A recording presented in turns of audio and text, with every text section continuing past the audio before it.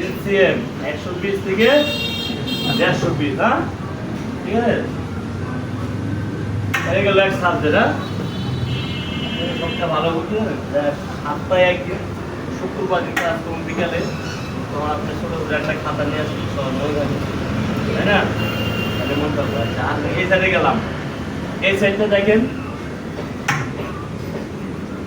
আচ্ছা আমরা কি দেখেন প্রথম শুরু করি, এটা কি বলা হয়? Back pocket. কি বলা হয়? Back pocket. Back pocket. এই যে এই যে মাঝের সিলের কি বলা হয়? এটা কি back pocket 1 foot, back pocket 1 foot. যেমন এই যে সিলেরা, এটা কি জানেন? এটা হচ্ছে রুলিং, ব্যাক পকেট রুলিং। এটা হচ্ছে ব্যাক পকেট রুলিং, ঠিক আছে। এই যে সিলের এটা কি? ছেলেরা বলেন তো দেখি। এটা ব্যাগ। ব্যাগ ইউক না? এটা ব্যাগ ইউক, ঠিক আছে। আর এই যে এটা কি এটা?